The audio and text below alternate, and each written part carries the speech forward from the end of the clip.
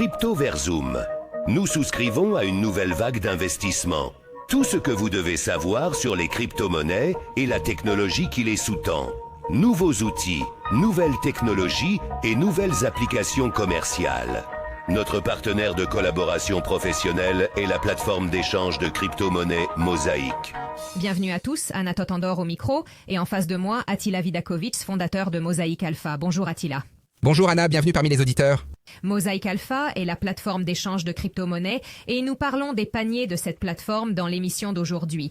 Des paniers dans lesquels les utilisateurs peuvent choisir de placer leur argent. Est-ce une façon de résumer les choses en une phrase?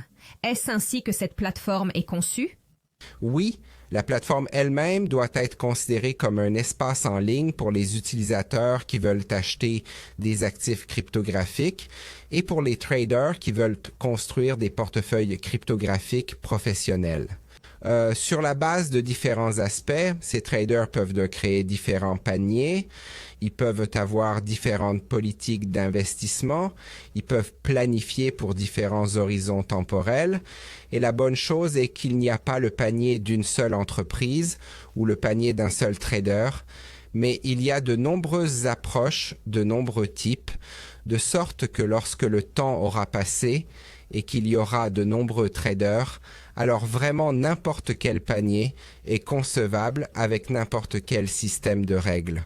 En ce qui concerne les paniers actuels, je peux parler de la politique d'investissement et de la base des différents projets. Oui, je dois ajouter que la plateforme a été lancée il y a une semaine ou deux. 2 paniers sont maintenant opérationnels. 2 pour le moment et cette semaine, nous allons lancer un panier pour l'équipe Circle dont nous sommes très fiers parce que c'est eux que je ne sais pas comment nous avons approché.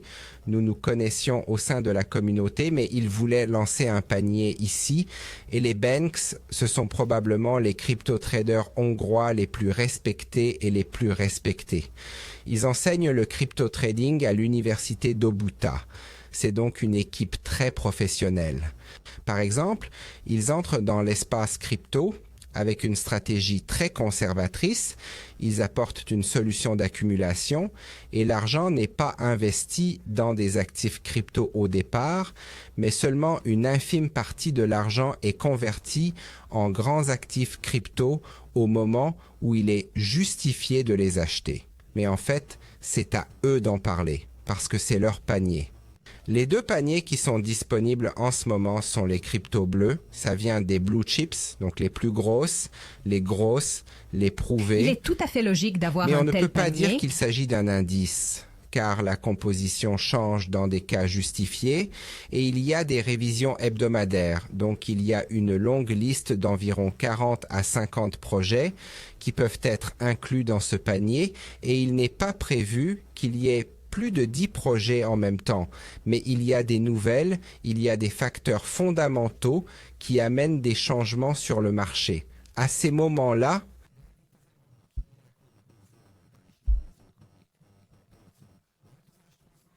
comme faisant partie des 10 premiers, il n'est pas dit qu'il doit toujours y en avoir 10. Eh bien, si un projet justifie son inclusion parce qu'il apporte une grande innovation de la part de sa communauté et que, pour une raison ou une autre, il montre une sorte d'indicateur qui vaut la peine dissens de le ponderer ou même de l'inclure, alors s'il peut être inclus. Dans l'autre cas, si quelque chose vient d'être vraiment accéléré et a augmenté de manière déraisonnable, ce qui est généralement le cas avec les cryptoactifs, nous le repondérerons parce que les gains qui ont été réalisés après une telle augmentation déraisonnable sont généralement corrigés. L'objectif serait de tirer parti de cette augmentation et ensuite la valeur de la correction devrait être transférée à un autre projet fort et bon. Et l'autre panier? L'autre panier est le panier sous-évalué, dans lequel vous pouvez choisir parmi un plus large éventail de projets. Il s'agit du panier sous-évalué, dans lequel les nouveaux projets ne peuvent pas non plus être inclus, de sorte qu'il s'agit également de projets qui fonctionnent déjà et pour lesquels il est clair que l'équipe est sérieuse. Ils sont inclus, c'est pourquoi je vais parler des aspects qui, si nous regardons la valeur de ces aspects par rapport au taux actuel du marché, peuvent être considérés comme sous-évalués. Je vous donnerai ensuite un ou deux aspects. Chaque projet est différent et chaque projet a une pondération différente de ces facteurs, mais il est très important de savoir quel est l'objectif du projet, ce qui se cache derrière l'actif cryptographique. Par exemple, quels sont les concurrents sur le marché pour l'objectif du projet et quelle est l'équipe derrière celui-ci.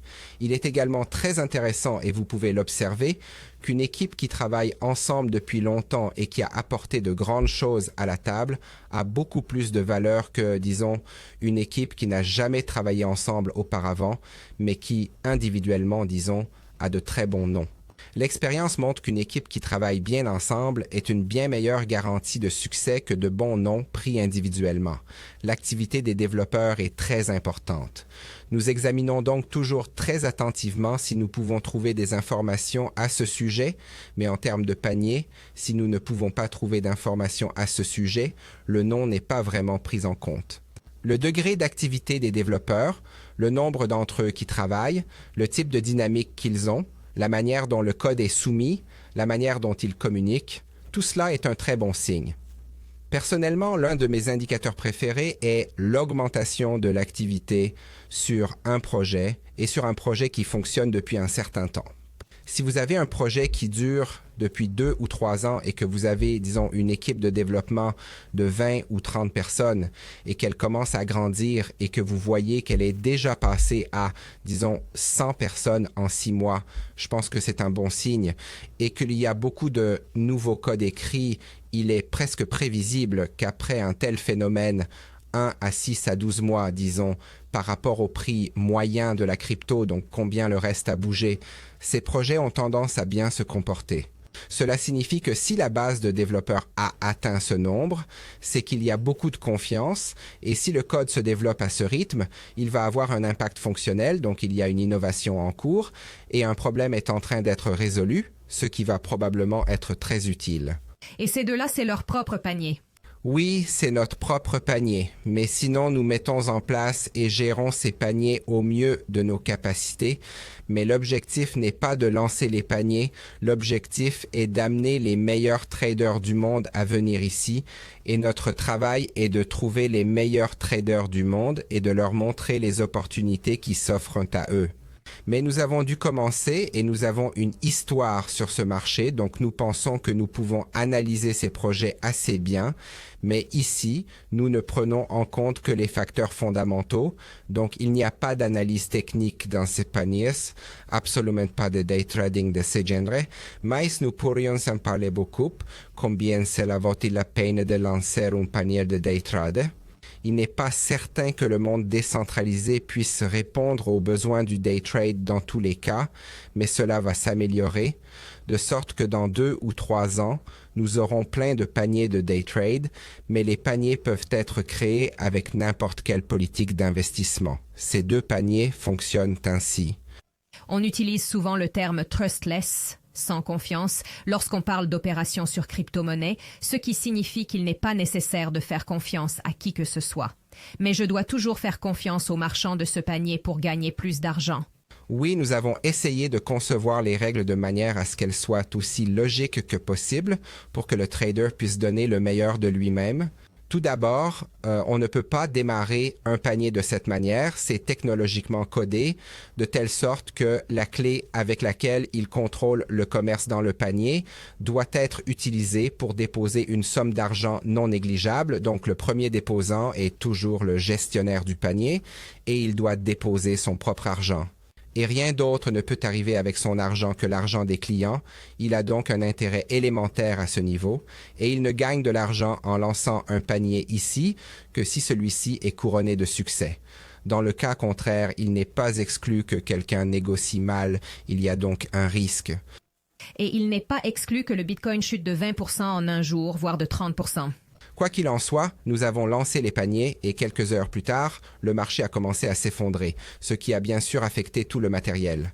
Mais ce n'est pas grave car au moins tout le monde peut voir que les prix peuvent baisser. Oui, il est donc toujours utile de regarder la performance d'un panier dans le segment donné, dans le segment correspondant à la politique d'investissement et comment il s'est comporté par rapport aux indices. Ainsi, si l'ensemble du marché a perdu et qu'il y a des périodes comme celle-ci, disons 80%, c'est un très bon panier qui n'a perdu que 40%, mais il serait difficile de gagner de l'argent avec un panier traditionnel dans un marché baissier comme celui dans lequel nous nous trouvons. Sinon, techniquement, il est possible de commencer à court-circuiter les paniers. Nous n'allons certainement pas en lancer un. Je ne recommanderais pas aux gens de l'utiliser autant parce que c'est un risque énorme, mais qui sait, peut-être qu'il y aura une demande pour cela et qu'il y aura des traders qui lanceront un tel panier. Il n'est pas rare qu'un nouveau joueur apparaisse sur le Cryptopoly, un nouveau jeton, une nouvelle pièce de monnaie avec un logo vraiment très mignon, etc., etc. Prêtez-vous attention ou prévoyez-vous de prêter attention à ces petites histoires uniques? Nous devons le faire et surtout de l'autre côté.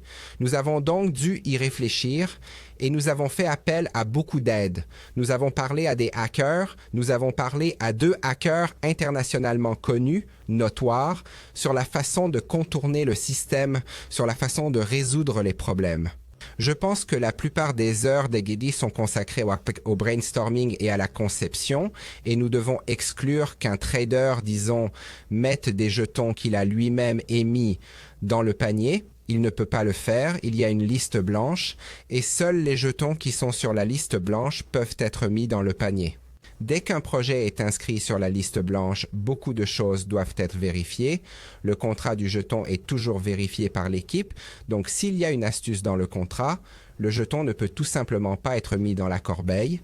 Cela ne veut pas dire que certains de ces tokens délicats ne peuvent pas voler, car nous en avons vu des exemples, mais c'est un trop grand risque, alors nous les filtrons. Je pense qu'avec cela, la plupart des projets risqués et, disons, frauduleux peuvent être filtrés, peut-être même presque tous, et il y a beaucoup moins de pertes dues à ces opportunités, mais il y en a évidemment, et je pourrais citer 1 ou 2 histoires du passé qui ne devraient pas figurer ici, mais sinon, c'est un grand succès. Y a-t-il un exemple de la semaine dernière ou des 2 dernières semaines qui a attiré votre attention en tant qu'acteur mineur? Un exemple positif? Peut-être. Ce qui est le plus intéressant pour moi personnellement, il y en a 2, mais retirons-en un parce que TON, pas Tron, mais le token TON, le réseau TON est derrière, qui je pense a une histoire très excitante, mais ce n'est pas l'histoire qui l'a fait entrer, c'est ce qui s'est passé depuis. Au moment où Telegram a décidé d'apparaître sur Cryptopoly, ils ont levé une somme considérable d'argent et l'ont dépensé pour développer une nouvelle blockchain qui est assez innovante, bien pensée d'un point de vue technologique, bien développée, bien documentée, ce qui est très important. Mais ce n'est pas la partie la plus intéressante, mais l'équipe de Telegram a été approchée d'une certaine manière, je pense, assez hostile par le gouvernement russe, et ils ont été dans l'équipe, et ils ont été dans les dirigeants, donc il y a eu des situations assez excitantes, m'a-t-on dit, mais ils sont dit que l'équipe de Telegram est détenue par la pierre, ou les leaders, que ce n'est pas le réseau TON, que personne ne nous enlèvera ça, donc nous allons prendre toutes les clés et jeter tout le système dans la communauté crypto et ne plus rien avoir à faire avec ça, quoi qu'il arrive. Nous laisserons au monde le soin d'élever ce bébé ou pas. À cette époque, 1 ou 2 développeurs bien connus ont commencé à nous approcher, mais il a fallu, je ne peux pas dire exactement, peut-être 1 an et demi ou 2 ans à partir de l'événement. Et soudain, nous avons remarqué, ou le monde a remarqué, qu'il y avait déjà près de 200 développeurs travaillant sur le projet qui fonctionne, est utilisable et remplit la fonction. Mais c'est un développement continu. Une blockchain n'est jamais finie. Tout doit être amélioré en permanence. Ils y travaillent. Il y a une très très forte communauté de fans qui suivent le projet quotidiennement, qui communiquent à son sujet. Nous les voyons apparaître de plus en plus sur tous les canaux de communication cryptographique et ils sont tous très très volontaires. Ils possèdent tous les jetons TON, ils croient que le prix va augmenter et ils le font. Le projet est donc technologiquement bon et c'est sans aucun doute l'un des bons projets. Il y a une communauté de développeurs très sérieux qui se développe en permanence avec de très bons noms et ils font un travail très professionnel et ils communiquent très bien les développements. Ils font un travail très professionnel et communiquent très bien sur les développements.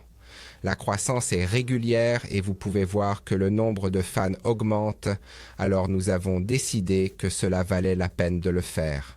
Nous verrons ce que l'avenir nous réserve, ce n'est pas une garantie de succès, mais c'est certainement un très bon signe. Et c'est pourquoi le projet Ton Underrated a été mis dans la réserve secrète. Et nous allons parler de votre autre projet préféré, mais pas aujourd'hui, parce que c'est tout ce que nous pouvons faire. J'ai parlé à Attila Vidakovic, fondateur de Mosaic Alpha. Voici Anna Andor-Tot. Attila, merci d'être ici. Nous vous remercions de votre attention. Crypto vers Zoom, tous les lundis et jeudis dans l'émission du matin. Tout ce que vous devez savoir sur les crypto-monnaies et la technologie qui les sous-tend, en partenariat avec la plateforme d'échange de crypto-monnaies Mosaic. Rejoignez-nous la prochaine fois.